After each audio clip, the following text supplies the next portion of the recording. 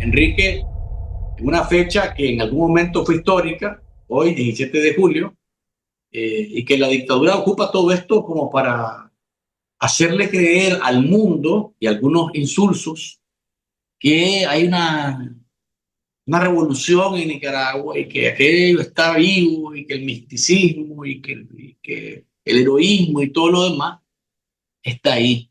Y el domingo van con su parapeto, ¿no? El domingo van con su parapeto, han pasado listas para que vayan a ponerse a la orilla de la Avenida Bolívar, los trabajadores del Estado, para decirle adiós a los faraones cuando pasen, ¿verdad? En su camioneta de $250,000 cada una, Mercedes-Benz, ahí nomás tienen $1,000,000 en camionetas blindadas. El tema es a ustedes que efectivamente, vos Enrique, que fuiste parte del movimiento renovador sandinista en algún momento y que tuviste alguna simpatía con la ideología sandinista, tu reflexión sobre la fecha y lo que significa hoy día, y Miguel, que en algún momento también estaba viendo para ese lado y que consideraba que el sandinismo fue una opción real para el país luego de aquel derrocamiento de la dictadura de Somoza. Enrique. Sí, solo me voy a permitir un segundo para complementar la pregunta anterior, ¿verdad? Porque ciertamente no hay un vínculo directo entre la ruptura de relaciones diplomáticas y las relaciones comerciales, pero aquí puede abrirse una brecha que tiene que ver con el tema de la justicia y el terrorismo, la justicia en Europa y el tema de la Unión Europea, ¿verdad? Más allá de las relaciones comerciales, más allá de la ruptura de relaciones diplomáticas, teniendo en cuenta la reciente resolución del Parlamento Europeo y el enfriamiento con otros países, realmente aquí puede abrirse una brecha o ensancharse esta brecha que ha abierto el Parlamento Europeo con un tema muy delicado en Europa que tiene que ver con el terrorismo, con los tribunales comunes europeos y con el conflicto con un país destacado de la Unión Europea alrededor de este punto. Entonces, quedaba incompleto cuando yo decía las relaciones comerciales, pero las relaciones políticas sí pueden tener un repique más adelante. Y que puede ocurrir también en el empuje de la justicia internacional, el acceso a la justicia internacional. Y puede ser Italia, Ecuador es Italia la que se empuja realmente a poner, como decimos, la carne sobre el asador. Bueno, entonces solo quería señalar que esa brecha allí está. Después, con relación al 17 de julio, yo no soy un renegado, ¿verdad? Yo fui en- difícilmente un joven de esa época, pues volví a ver para otro lado frente a lo que era una dinastía de 45 años, unos más, otros menos. Y efectivamente el 17 de julio fue para buena parte del pueblo nicaragüense una explosión de alegría. Realmente, y lo puse en un chat en mis tiempos, no sé si ahora se utilizaba la palabra guasa, solo sos guasa, vos le estás haciendo guasa, es decir, estás haciendo broma, estás haciendo payasada con esto. Es Que una viene, que viene del tristeza. Guasón. ¿Entiendes? Bueno, yo creo que estamos estudiando por debajo lexicografía o algo porque estamos con Somos una filosos, inspiración. filólogos. Y que, pero bueno, pero es cierto, son aportes. Entonces, quiere decir que estamos así, quiere decir que estamos así. Bueno, entonces, que se haya convertido en guasa. Antes, y ustedes seguramente fueron testigos, a lo mejor actores, cuando sacaban a los chavalos y le preguntaban, ¿y vos sabés por qué estás aquí?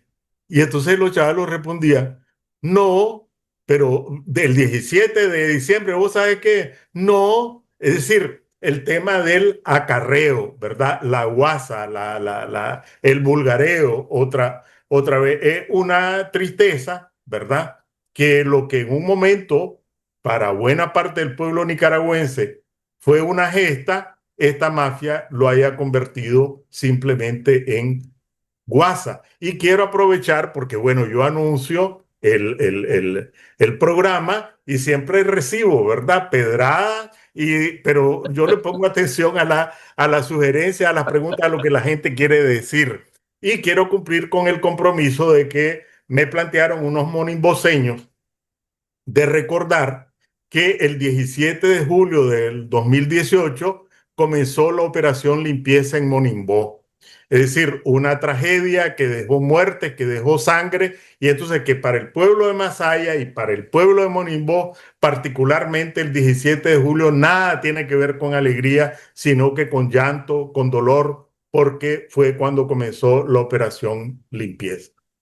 Miguel, Ya les cumplí. gracias. Miguel. Miren, yo quiero ser un poquito ideológico, filosófico en esta parte. Creo que vale la pena. A propósito de lo que también afirmó Enrique, que la dictadura sandinista, Murillo Ortega, u Ortega Murillo, no es un producto de la izquierda. Y traspaso eso al foro internacional que estuvo aquí en Washington, en Estados Unidos, donde el secretario Rubio convocó a más de 61 países, hablando del extremismo de la izquierda radical y lo que consideran ellos una amenaza para el hemisferio occidental y lo que se conoce comúnmente como terrorismo en muchos casos. Habló de dónde se engendró todo esto en la Unión Soviética, cómo Cuba fue un caldo de cultivo, un embrión donde se exportó aquella ideología. Ustedes lo recordarán perfectamente, de la ideología de las vanguardias que iban con una acción militar armada, a cambiar un sinnúmero de dictaduras de derecha que estaban dominando en ese tiempo, comenzando por la de Batista en Cuba y todas las de Sudamérica, ya no digamos la de Nicaragua, la Somoza, una de las más longevas. En efecto, para mí, a 47 años, la dictadura Murillo Ortega es un engendro del sandinismo, un engendro perverso. Y el sandinismo es un engendro perverso de esa ideología de las vanguardias. O sea, de todo el izquierdismo internacional de ese momento que se incubó en la Unión Soviética como un mecanismo de acción para tomar el control del poder político a través de insurrecciones y revoluciones. En Nicaragua, en Cuba, se dio un primer experimento, después el experimento con Nicaragua, y que quiso llegar a El Salvador y a Guatemala. Todo eso ya lo está definiendo Estados Unidos en su política de defensa de seguridad nacional. Y aquí hay que tener muy claro, Ortega y Murillo son producto del Frente Sandinista. El Frente Sandinista es producto de la ideología de izquierda que imperó en los años 60, 70 y 80, que se incubó con la revolución de Fidel Castro. Ahí se fueron a capacitar ideológicamente, tanto a Rusia fue Carlos Fonseca como a Cuba, fueron los principales líderes del Frente Sandinista. Y a estas alturas de 47 años, a esa juventud, yo tendría en el 79, tenía, 14 años, estaba chavalito. Pues como dice, ¿quién que no era una revolución y estábamos saliendo de una dictadura de derecha? Como a hoy, para mí, la dictadura Ortega Murillo, la dictadura sandinista, es de izquierda y es producto de esa izquierda perversa. Ahora, hay derechas de derechas, ¿verdad? Hay derechas muy democráticas, muy tolerantes, hay más duras y más dictatorial. Y al igual en la izquierda, hay izquierdas muy light, muy democráticas, hay unas perversas ahí, como la de Petro en Colombia, y ahí como la de Ortega en Nicaragua. Porque, sino porque está protegiendo a uno de la Brigada Roja de Izquierda, un terrorista. Entonces, dime con quién anda y te diré quién eres. Entonces, yo no los quitaría por razones históricas y de mi misma experiencia de vida en cuanto al Nicaragua, el sandinismo, la revolución sandinista, lo que después fue la dictadura de los 80, porque fue una dictadura sandinista de los 80, y no personalizada en un par de locos dictatoriales, sino en 9 comandantes y toda una estructura, porque lo que hicieron fue robarse el mandado. Quisieron imponer una ideología marxista-leninista y eso lo saben y lo han confesado incluso algunos sandinistas dentro de sus libros, tímidamente diría yo, pero fue una estafa, ya porque lo que prometía el Frente Sandinista era libertad, democracia, todo lo que Somoza había quitado, pero lo que quisieron hacer ellos fue hacer una dictadura marxista-leninista. Hicieron un híbrido, no le funcionó y tenemos el engendro satánico de los Ortega y Murillo y su familia. Y es producto de la izquierda, es producto de esa teoría de la vanguardia, es producto de Cuba, es producto del Frente Sandinista y es producto de los Ortega y Murillo, que son el engendro final y a los que tenemos que hoy, con lo que resta de nuestra vida, lo que posibilidades, Luis y Enrique, enfrentarlos. Pero son de izquierda y son un producto de la izquierda y en toda su dimensión. Y yo quiero llamarle a eso porque Estados Unidos lo está definiendo así. Ayer fue eso, no fue hace un mes, hace un año, ayer. Y dicen, vamos por ustedes. Por eso es intolerable, dice Marco Ecosat. Eso es intolerable, ese status quo, eso no va a seguir. Eso es lo que le está diciendo. Y Cuba están preparando una invasión militar desde Guantánamo para tomarse la mitad del territorio en una acción relámpago. Eso ya no va a seguir. Puede que pase, puede que no pase, pero esos son los planes, Luis, Enrique. Enrique, Bueno, te veo inquieto con sí, lo que ha dicho Miguel. inquietísimo. Claro. Te acaba de picar el palo, como decimos. No, no, en realidad es la parte del historiador, ¿verdad? Y entonces yo solo voy a poner hechos históricos. No me voy a referir a la parte filosófica, sino hechos históricos, ¿verdad? Y hay algunas cosas que la gente no sabe y otros que ya se olvidaron.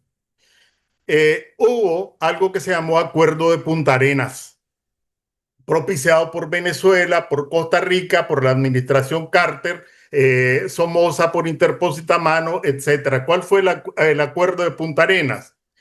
Que Somoza iba a renunciar, que el ejército de Somoza, la Guardia, se iba a preservar, que se iba a preservar el Partido Liberal Nacionalista, que se iba a reconocer a la Junta de Gobierno y que el nuevo ejército, sobre la base de la Guardia Nacional depurada, iba a incorporar a combatientes del Frente Sandinista y que el Frente Sandinista iba a tener legalidad. Ese fue el acuerdo de Punta Arenas, que después lo reeditaron en El Salvador. ¿Qué es lo que ocurrió?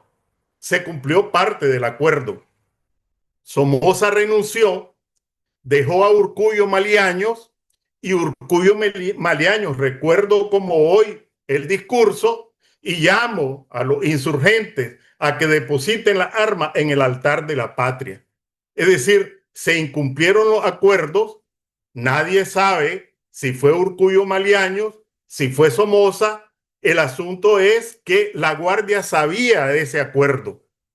Y lo invito a leer Nicaragua traicionada de Somoza y Solos, las memorias de Somoza y las memorias de Urcullo, que se echan la culpa porque Urcullo dice que le dijo, negocia chico, aguantá, yo voy para Estados Unidos, y le decía, aguantá chico, aguantá, porque Somoza tenía la expectativa de arreglarse en Estados Unidos. Finalmente, el Departamento de Estado le dijo a Somoza, este acuerdo hay que cumplirlo, tenés que decirle a Urcullo Maliaños que salga, pero ya a esa altura la Guardia se desmoronó y el frente se quedó con todo. Primer dato histórico, ¿verdad? Es decir, las taras históricas con su banda presidencial, yo soy el presidente constitucional de Nicaragua, desbarató lo que podía haber sido un curso, a lo mejor igual, a lo mejor distinto. Lo segundo es que efectivamente aquí se intentó implantar, después que el frente se quedó con todo, una doctrina de vanguardia y se violentaron derechos, se abrió una guerra civil, pero tampoco podemos ignorar que hubo una política de financiamiento a la resistencia nicaragüense y de actos terroristas, ¿verdad? Ahí en Corinto haciendo explotar los tanques, etcétera. Entonces, tampoco podemos ignorar que hubo una acción militar en contra de, y tuvimos la peor de las situaciones, ¿verdad? Una guerra civil con una confrontación. Entonces se enfrentaban los cohetes Stinger con los helicópteros, los M-16 con los AK, pero los muertos los ponían nicaragüenses. Una tragedia. Lo siguiente, el tema de Ortega al poder. ¿De qué resultado? Y estos son hechos mucho más recientes. Sin el pacto, nada tuvo que ver el sandinismo, tuvo que ver el orteguismo. Sin el pacto con Arnoldo Alemán, que disminuyó al 35% el porcentaje para ser electo, Ortega jamás hubiera sido electo. Sin la repartición de los poderes del Estado con Ortega, jamás hubiera controlado el Consejo Supremo Electoral. Sin el acuerdo con Obando y compañía, jamás Roberto Rivas hubiera entrado al Consejo Supremo Electoral para fraguar los fraudes. Sin la división de los liberales en las elecciones del 2006, jamás hubiera llegado Ortega al poder. Y después que llegó al poder, sin el acuerdo con la jerarquía eclesiástica, sin el acuerdo con la administración norteamericana, sin el acuerdo con el sector empresarial, tampoco hubiera consolidado su dictadura. Y esto que dice la administración norteamericana lo dice hoy, pero ayer los representantes de la administración norteamericana eran otros y decían otra cosa. Y mañana pueden ser otros y van a decir otra. No lo puedo considerar una verdad marcada en piedra. Creo que somos los nicaragüenses los que tenemos que revisar nuestra historia, no una memoria tuerta, una memoria con los dos ojos, descontaminada, con el corazón abierto, porque si no leemos nuestra historia, no una historia tuerta, para tratar de que cuando recuperemos la democracia no volvamos a repetir esas tragedias, pues vamos a venir de una en otra, ¿verdad? Y entonces yo espero solo tener un día más. Hay que eliminar una serie de asuetos y días feriados. Y yo lo que espero, ¿cuál va a ser el día feriado que le vamos a llamar Día de la Alegría a todos? Porque hemos salido de la dictadura dinástica Ortega Murillo, no sandinista, nada tiene que ver con Sandino ni con los sandinistas, porque yo no soy renegado y nada tengo que ver con esa dictadura. Bueno, como se trata, perdón, me toca, después me hago una pulsada ahí que... Como se puso alegre el asunto, ¿verdad? Me toca por eso te dije, era ideológico, ¿no? Me toca agarrar un poquito la guitarra para hablar de memoria tuerta y tratar de contrastarlas, ¿no? Porque si se trata de asuntos de terrorismo, ¿verdad? Que es lo que acabas de decir, Enrique, en relación a lo que pasaba en los años 80, financiado la resistencia por Estados Unidos. Yo me voy un poquito más atrás entonces, porque lo que hizo la guerrilla sandinista en contra de la dictadura de Somoza no era tirarle pañuelazos, no eran actos meramente civiles o cívicos. Eran acciones armadas que tenían que ver con violaciones a la ley abiertamente. Tomarse casas, asaltar palacios, que lo vendieron como acciones heroicas, podría ser la dictadura más sangrienta de todas, pero estaban actuando contra la ley y eran actos que se reñían con la ley y por los cuales tenían que responder. O sea, si nos ceñimos a la historia, a lo que son los términos relacionados con actos que tienen que ver con violación a la ley, todos los actos de la guerrilla sandinista se reñían con la ley, todos. Asaltos de bancos, asaltos de casas de diplomáticos, asaltos a la legislatura, el tema del palacio, por mencionar 3 ejemplos. Eso. Lo otro, la guerra de los años 80 se financia lógicamente porque hay una parte del país que queda resentida con la salida de Somoza. Esa gente decide enfilarse en un ejército que es financiado por Estados Unidos. ¿Pero por qué? Porque se quería imponer el marxismo-leninismo en Nicaragua y repetir los errores de Cuba y otras naciones que se demostraba estaban fracasando más bien en la Guerra Fría. En relación al pacto, efectivamente, ahí coincidimos, creo yo. Arnoldo Alemán es un gran responsable de que Ortega haya vuelto al poder. Pero, Enrique, no podemos decir, yo creo que ahí hay que dimensionarlo en la realidad de cómo es. Daniel Ortega y Rosario Murillo sí son unos engendros del sandinismo. No podemos decir que no. Eso me parece a mí que es tratar de apartar completamente algo que es un vestigio de lo que significó el Frente Sandinista en los años 80. Que después se separaron, que después se pelearon, que si no, nada tengo que ver. O sea, querer expulgar el sandinismo con un orteguismo, me parece a mí que no tiene sentido. Al final es un resultado de aquel momento que, como decía Miguel hace un rato, ¿verdad? Se convirtió en una estafa para el país. La revolución sandinista que se vendió como todo será mejor, se convirtió en una estafa que hoy tenemos lamentablemente que seguir pagando las consecuencias de aquel momento. Y yo justifico a cualquiera, porque hay gente que dice, mira, ¿quién no era sandinista en 1979, el 19 de julio de 1979? Hay gente que te pregunta eso. Y bueno, yo digo, hay una parte del somocismo que no comulgaba con eso y que estaba dolida por lo que pasó. Por eso se resistieron y se metieron a la contra y todo lo demás. Pero me parece a mí que relativizar y decir que no es Ortega y Murillo un producto del sandinismo es estar equivocado. Son producto del sandinismo, vienen de esa corriente, vienen de todo lo que hemos hablado desde el punto de vista dialéctico, filosófico, lo que querrás. Es parte de eso, por lo menos es mi perspectiva, y por eso quería contrastarlos. Miguel, te dejo la guitarra porque creo que se puso, como decimos, alegre la canción. Sí, yo voy a tratar de no ser tan tuerto porque no voy a caer en los hechos históricos que se dieron, en efecto. Eso lo obvio, no porque no se dieron, sino porque no es la razón, esencia del análisis que estamos haciendo. El sandinismo es producto de la izquierda internacional y del marxismo-leninismo, de esa ideología de las vanguardias, vanguardias con opción armada para derrocar a dictaduras de derecha. ¿Estamos claros de eso? Eso es histórico. Eso ahí está. Ahí, eso no me lo pueden quitar. O sea, ahí se engendró todo ese pensamiento. Y no voy a caer en la ingenuidad de que como Somoza se quiso robar el mandado, entonces los sandinistas vinieron y ahí ellos ingenuamente cayeron ahí en la Junta de Gobierno y como no les cumplieron, entonces yo me voy a robar el mandado. No, ellos ya tenían un plan desde antes de la caída de la dictadura.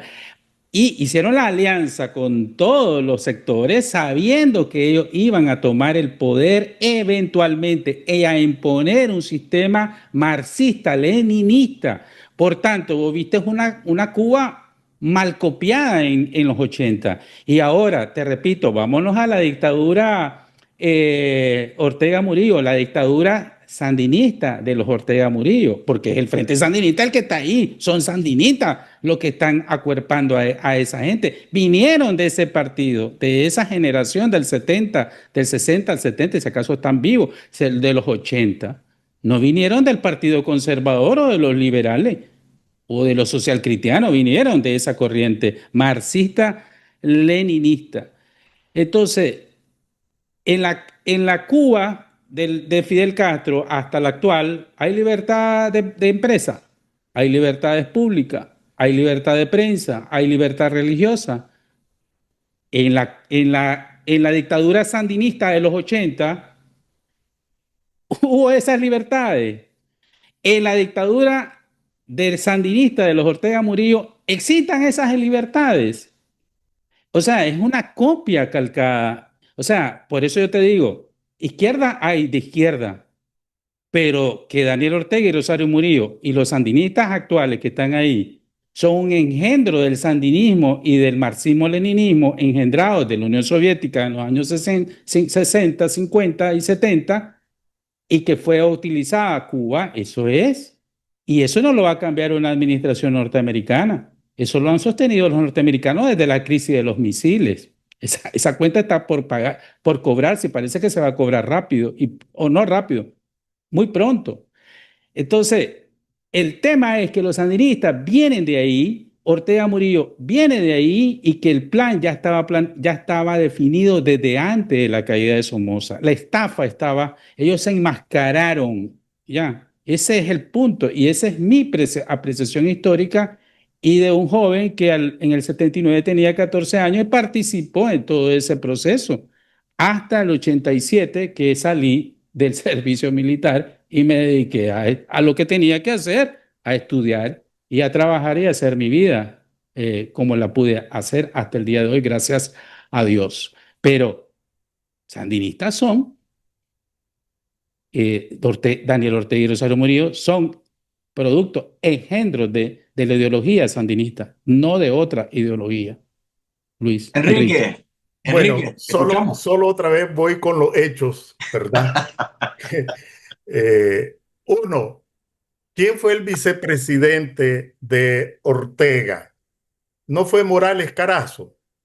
Morales Carazo es sandinista o era orteguista. La foto que mirábamos con Carlos Pelas, con Gurdián, etcétera, era porque respaldaban una dictadura de izquierda, se volvieron sandinistas o que respaldaban el modelo orteguista. Navarro, Osuna, los colegas suyos, etcétera, están allí porque se convirtieron en sandinistas o porque son perrunos de la dictadura orteguista.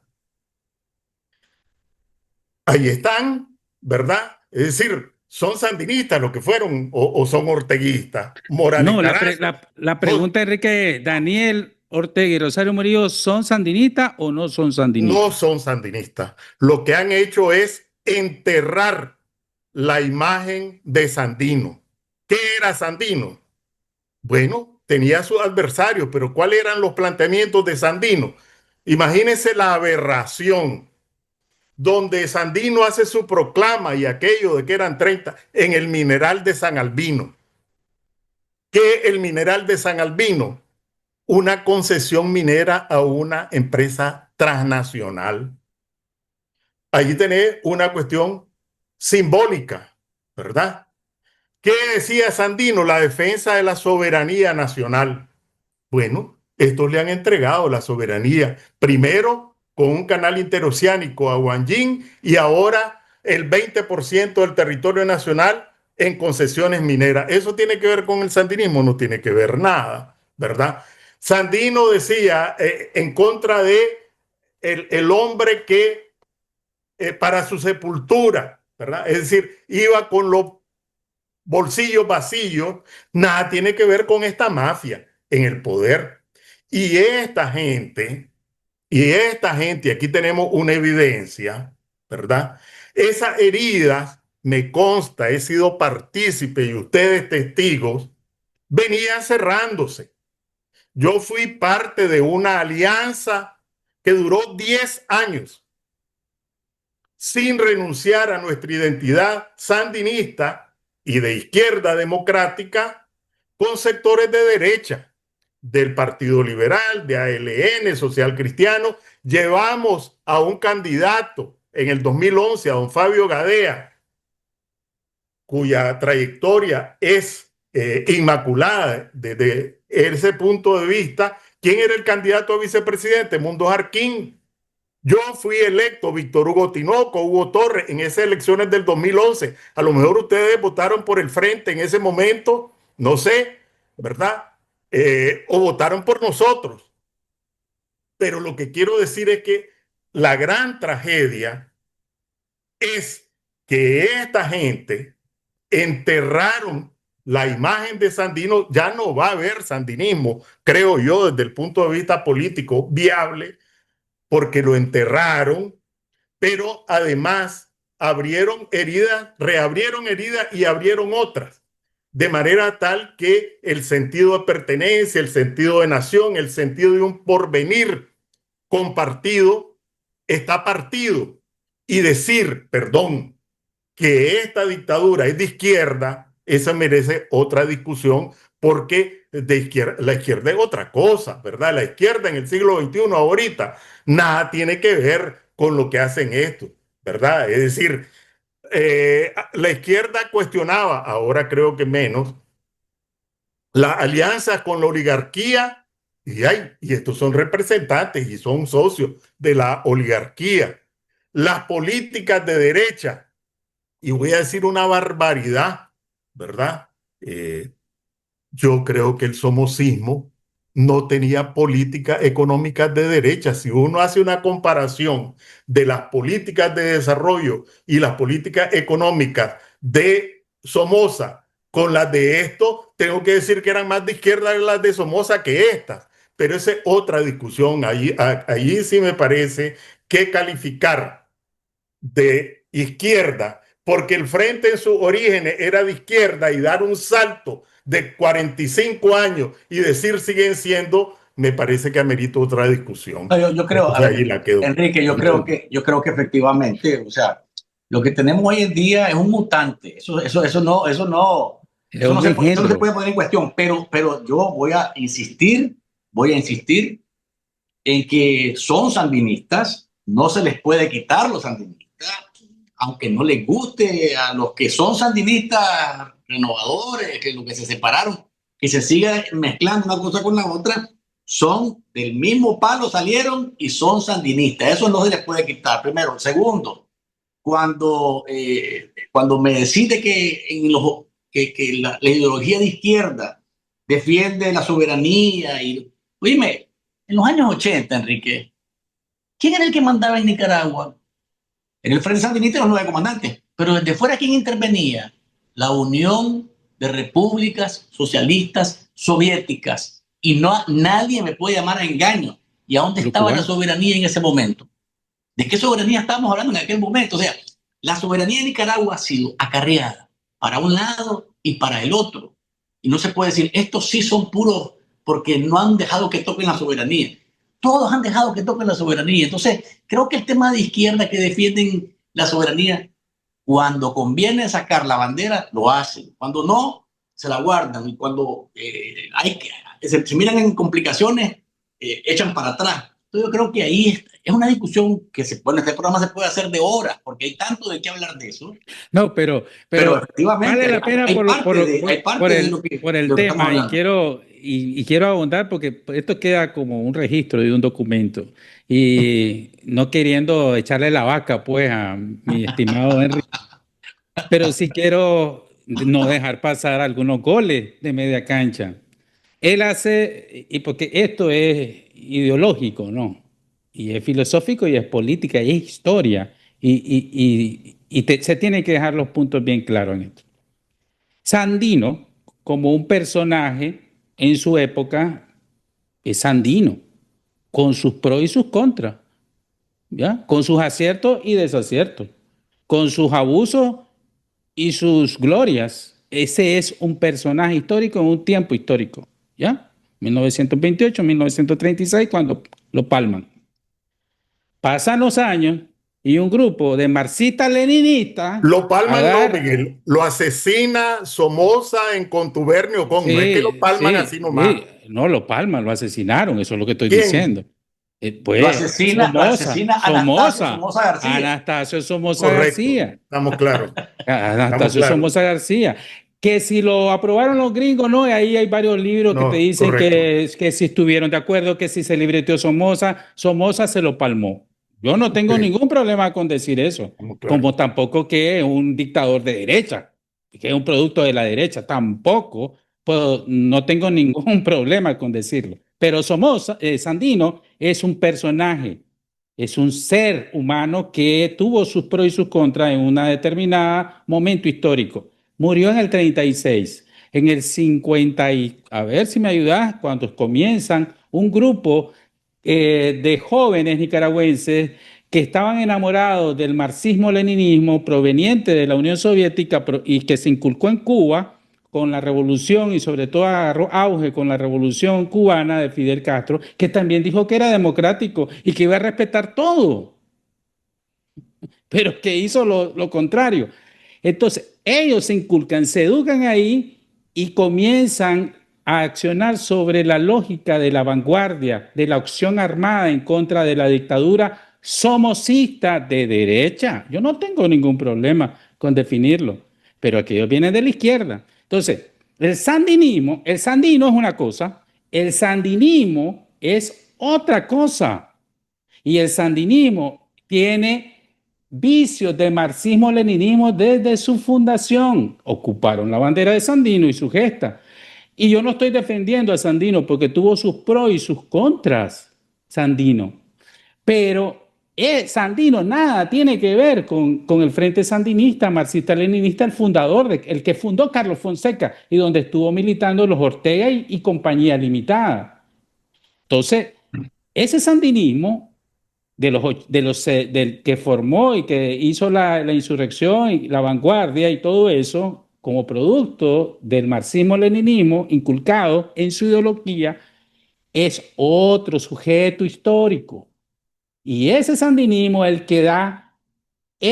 el que pare y engendra a ese perverso y siniestro monstruito que se llama dictadura Ortega Murillo, que es producto del sandinismo, de ese sandinismo que nada tiene que ver con Sandino. Entonces, después en los 80 termina ese proceso, hay un desbarajuste en el Frente Sandinista en los 17 años de gobierno democrático y se engendra el sandinismo y se hace todo el desbarajuste que ya conocemos y que no tenemos tiempo. Pero que Ortega no es sandinista y que no es marxista-leninista y que no proviene de la izquierda, eso es incontestable históricamente, para mí por lo menos. Enrique, para finalizar. Sí, yo creo que nosotros tenemos todavía que discutir, lamentablemente, a partir de estas nuevas heridas, porque esta discusión con ustedes era impensable hace 10 años, ¿verdad? La evidencia es que se han abierto nuevas heridas y se reabrieron viejas heridas. Para mí el punto central es, y estoy trabajando sobre eso, ¿verdad? ¿Cómo podemos aprender de nuestra historia para apostar a un futuro distinto? Y rápidamente les voy a adelantar en qué estoy trabajando, ¿verdad? ¿Qué es lo que pasó con la caída de Zelaya? Zelaya renunció, lo sustituyó un gobierno liberal de José Madrid. Hubo un levantamiento militar contra José Madrid, lo derrocaron, designaron a un señor allí como presidente, los liberales fueron proscritos y nos quedamos con una intervención militar desde 1911 hasta 1926. Una transición frustrada de una dictadura a la democracia. ¿Qué pasó en 1925? Liberales y conservadores se juntan para hacer una apuesta democrática. Los gringos piensan que ya está resuelto y se van. Gana la fórmula libero-conservadora frente a la opción conservadora y Emiliano Chamorro le da un golpe de Estado al gobierno libero-conservador. Viene la guerra constitucionalista, otra intervención norteamericana y la guerra de Sandino y una dinastía de 40 y pico de años. Hay una guerra en contra de Somoza. No vamos a discutir lo que decía, que era contra la ley, porque depende de la ley. En los 80 tendríamos que decir que la rebelión contra el Frente Sandinista violaba la ley o que las acciones en contra de Ortega violan la ley y en consecuencia no hay que tocarlas, ¿verdad? Entonces el tema de la ley se tira y encoge. Pero ¿qué ocurrió? Bueno, hay una junta de gobierno. ¿Quién fue el primer ministro de defensa? Un coronel de la Guardia, etcétera. Se apuesta a un proyecto nacional, elecciones dentro de un año, etcétera. Por el vanguardismo, porque se sintieron dueños de la verdad, porque tenían todas las armas, se frustra ese proceso de transición. Vamos a los 90, termina la guerra con unas elecciones, se abre otro proceso de transición, ahí vamos caminando con libertad de prensa, libertad, etcétera. Hay un pacto y se acaba el proceso de transición. Vamos al 2006, hay quienes apuestan, Ortega pide perdón, apuestan a la opción de Ortega y estamos donde estamos.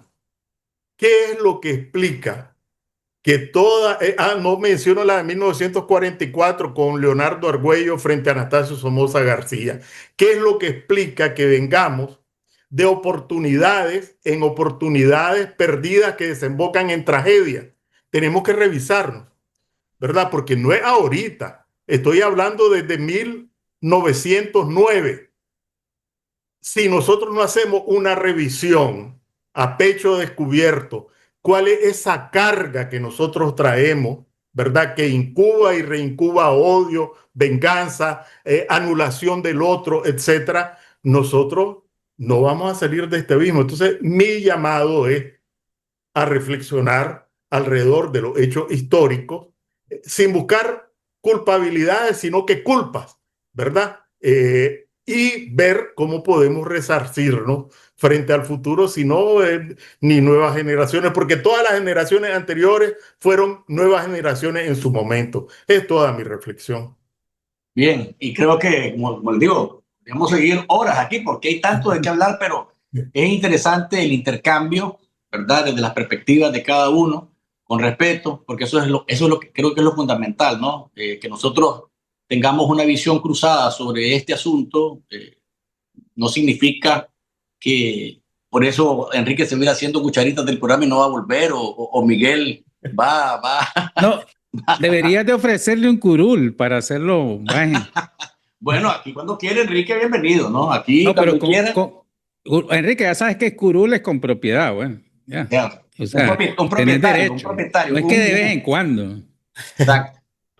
Y aquí tendríamos la oportunidad de hablar de tantas cosas, pero bueno, sobre todo por tema de historia y para los más jóvenes que nos ven, este es un asunto que creo que siempre va a generar de un y otro lado pasión, y a veces arrechura, a veces, sonrisas, a veces frustración, pero es importante hablarlo de esta manera delante del público, delante de la población nicaragüense, que es casualmente a quienes nos debemos. Para finalizar, España y Argentina, Messi, eh, Yamal, yo creo que Enrique está igual que yo, está contrariado en ese sentido, porque Enrique apoya a Messi, apoya a Argentina por latinoamericano, pero Enrique es español.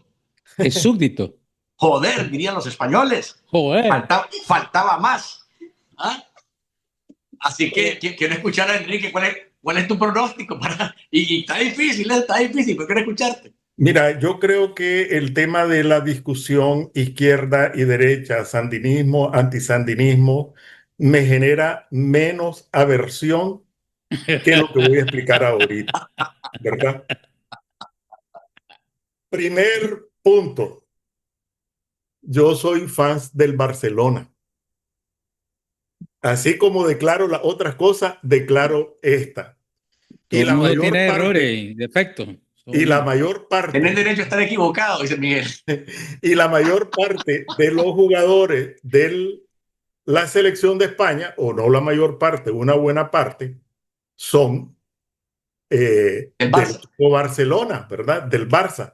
Entonces ya allí ya me partió el corazón, pero Messi jugó en el Barcelona, Argentina en un país latinoamericano, y me quedó el otro pedazo. Entonces, para mí el tema es de corazón partido.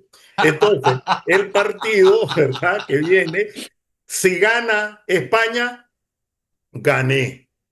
Y si gana Argentina, no perdí. Así que ¿Viste en eso? cualquiera de los dos casos. ¿Viste cómo lo acomodó? ¿Viste cómo lo acomodó? Miguel, ¿a quién le No, va? aquí la Copa está entre dos equipos europeos, discúlpame. ¿Cómo vas a insultar a Argentina con un país latinoamericano? ¿Qué te pasa? Esos tienen Papa y Messi y todo lo demás. Son extraterrestres. Ya en serio, Argentina para mí ha sido un, un fútbol más bonito, más del alma, nos ha emocionado, nos ha puesto a sufrir. ¿Por qué? Porque ha venido remontando, y las jugadas de los goles han sido espectaculares. Ha habido de todos goles súper espectaculares en este mundial, pero los posicionamientos de Messi, los goles de los muchachos argentinos, el espíritu, la garra, porque Inglaterra era mejor, ¿ya? Francia era mejor, y España, cuidado, es mejor, hombre a hombre, ¿no? Pero el fútbol se juega también con el corazón más que con el pie y con la cabeza. Yo creo que eso es lo que ha demostrado. Y me gustaría, porque Messi, a su edad, jugando todo esto, pues me gustaría que se fuera con una Copa Mundial y a retiro, ya, como uno de los grandes jugadores del fútbol contemporáneo. Yo voy con Argentina sin ningún tipo de problema, porque no estoy súbdito de España, ¿ya? Y de todos modos queda entre hispanos parlantes. Entonces, esta Copa se habla en español, hermano. Y sintoniza Telemundo, dice. Bueno, ok. Yo voy a disfrutar del partido del domingo. Sin el corazón partido. Ya te eliminaron a Brasil, creo que te eliminaron a Brasil, eso es. Yo voy a disfrutar del partido el domingo. Se los aseguro que sí, que lo voy a disfrutar. Miguel, Enrique, gracias por haberme acompañado en esta edición. En realidad, un programa muy rico siempre, en el que intercambiar puntos, enfoques, es donde nosotros le decimos al país, a los que nos ven, que no necesariamente tenemos que pensar igual, ni creer las cosas de la misma manera, sino plantearlas con respeto, con tolerancia, y en la búsqueda de que la gente entienda que en ese proceso de intercambio es que se construye la libertad de hablar, de decir, de expresarse, de disentir, sin descalificar al otro, porque eso es lo que nos ha caracterizado, lamentablemente, y por eso estamos donde estamos. Así que muchísimas gracias, Miguel. Muchísimas gracias, Enrique, por haberme acompañado en esta edición de Focus. Un abrazo para los dos. Saludos. Ahí teníamos a Enrique Sáenz y Miguel Mora. Yo creo que ustedes han disfrutado, ¿no?, del programa por cada uno de los temas, y sobre todo este último que tiene que ver con historia. Y después de escucharnos a cada uno con nuestras visiones y enfoques, los que tienen la palabra al momento de terminar el programa y discutir entre ustedes, casualmente, es lo más rico, ahí en la casa, una vez que termina una edición de Café con Vos o una edición de Enfoques. Gracias por haberme acompañado, gracias por habernos acompañado en esta edición. Mañana el sorbito informativo para que estén pendientes de nuestras redes en Café con Vos. Cuídense y nos encontramos en la próxima edición de Enfoques, donde todos los puntos de vista caben.